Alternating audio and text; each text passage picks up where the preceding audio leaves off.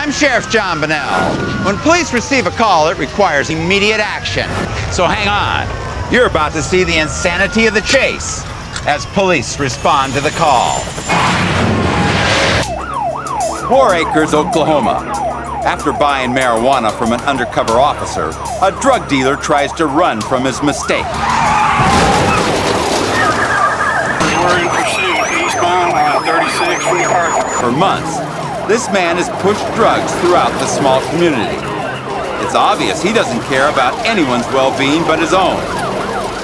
Go 3 yards. The driver heads dangerously toward a construction site. The officers hope that no one comes out of the house.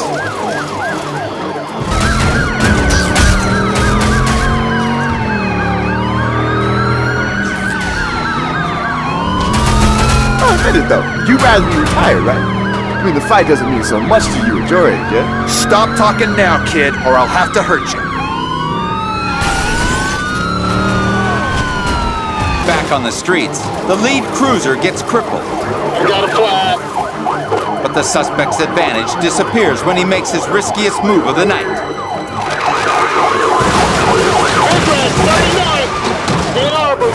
The reckless man T-bones a passing car. Amazingly, the other driver escapes with no injuries. The suspect is not so lucky. The suspect in great pain. After a stint at the local hospital, it's straight to the slammer for this guy. This drug dealer tried to run from trouble. Go 3 yards. But in the end, he ran right into it.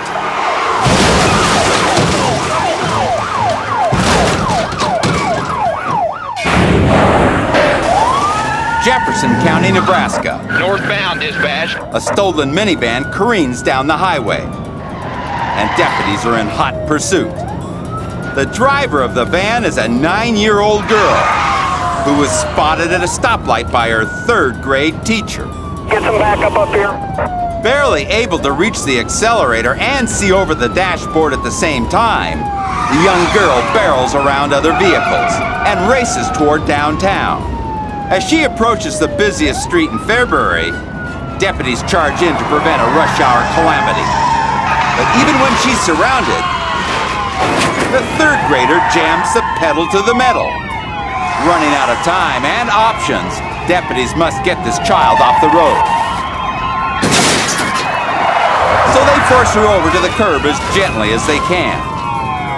The girl is fine, and moments later, the naughty 9-year-old is in the back of a patrol car, wondering what her parents are going to say. It wasn't until this grade school getaway came to a halt that deputies learned the reason why this little girl stole the family car. She wanted to go to the movies, but in one action-packed afternoon, this starstruck kid quickly learned that in real life, real actions have real consequences.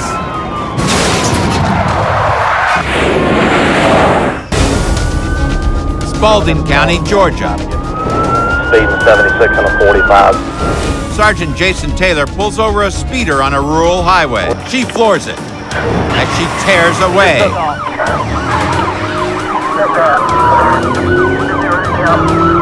Even in a high-powered interceptor, the sergeant struggles to catch up to the bandit. Blasting down the highway, We're right at about 100. the treacherous dame is a disaster waiting to happen. And it gets worse. We're coming up into the city of Griffin. She's rocketing toward a busy town. Radio, if I get the opportunity, I'm going to take her out. At these speeds, a pit maneuver could launch her into a deadly barrel roll. It's a scenario Taylor hopes to avoid. Yes, if she gets any closer to the city without slowing down, I'm not going to have a choice. At the city limits, Lady, slow down, please. his hand is forced. A bump sends the lead foot flying out of control. The ride jams to a stop against a tractor trailer. Taylor pins her car against the semi. Best of all, Radio, we had a 41, no injuries. No one was hurt. This reckless drunk racked up a litany of charges. But thanks to a cop who's cool under pressure, Lady, slow down, please. her high-speed escape came to a screeching halt.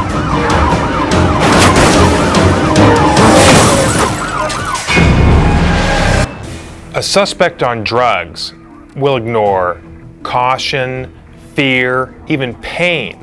You put somebody like that behind the wheel of a car, and they're almost impossible to stop. Canton, Georgia. A scenic drive through the backcountry roads is about to get wild.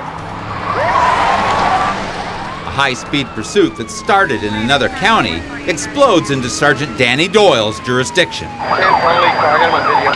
The suspect is sky-high on methamphetamine.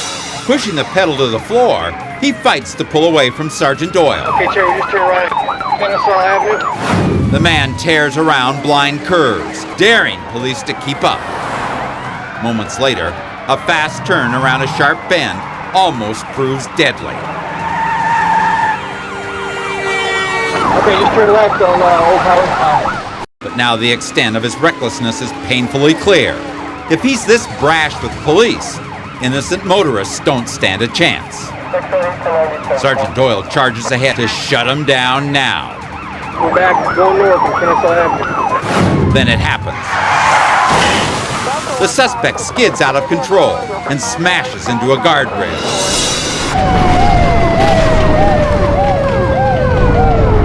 Determined to get away, the driver bails out of the car and runs. The drugs give the man a feeling of invincibility. It takes 4 officers and an entire can of mace to stop him from brawling. Man, give me a cigarette. All right, well, hang tight. Unbelievably, the man had been fighting the officers with not 1, but 2 broken arms. All right, walk back over here so EMS can look at you. The drugs in his system had kept him oblivious to the danger. And when the inevitable happened, they kept him oblivious to the pain. But because of Sergeant Doyle and his team, 71 Cherry, 831 was one of our units. 12 convictions are going to keep this guy stone cold sober for a very long time. Still to come on police video. The hits just keep on coming. Some crooks know the jig is up. Some come back for more. But police will keep ramming and keep fighting. Still going until they deliver the hit that finally hits home. Next. A suspect on the run is bound to make some mistakes. Some run out of control. Some run out of gas. And some just run out of road. Carroll County, Georgia.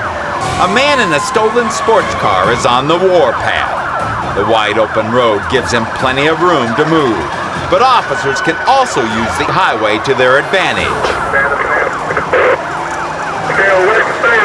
The suspect sees the officer's hesitation and punches the accelerator. He raises his speed digit by digit, thinking he's home free. The officer maneuvers around the vehicle and seizes the moment. He punches the suspect's back bumper. The car fishtails, but the suspect straightens out and pulls away. The officer gets into position and tries again. The second hit barely phases the driver, but before he can gain any distance, the officer strikes once more, sending the suspect's car reeling to the shoulder. Once again, the relentless driver straightens out and heads back onto the road. For some reason, he just won't take the hint. The suspect fights hard to hold the wheel, but there's only so many hits one car can take. And this car has reached its limit. If I have an ambulance now. The officer's final ram sends the suspect skidding out of control. It flips onto its side and comes to a rest. The madman is finally stopped. Police are finally able to take the man in. back at the station, they learned why he acted so irrationally. The suspect is a mental patient in need of a doctor's care, although police had to knock hard to get through to him. Be advised, 1 mile into Alabama, there are more stops here. They were able to stop him without serious injury to anyone.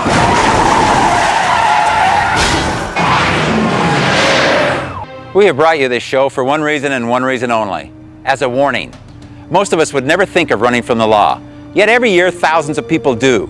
They think they can get away. They think they can beat the odds, that they will be the exception.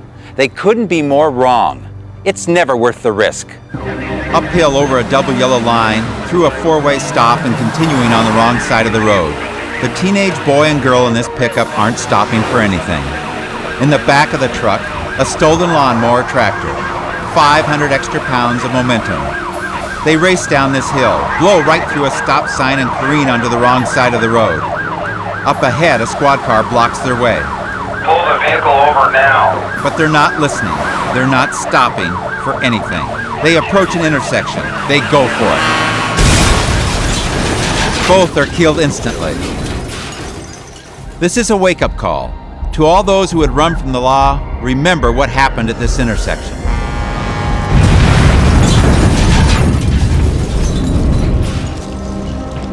The decision to run.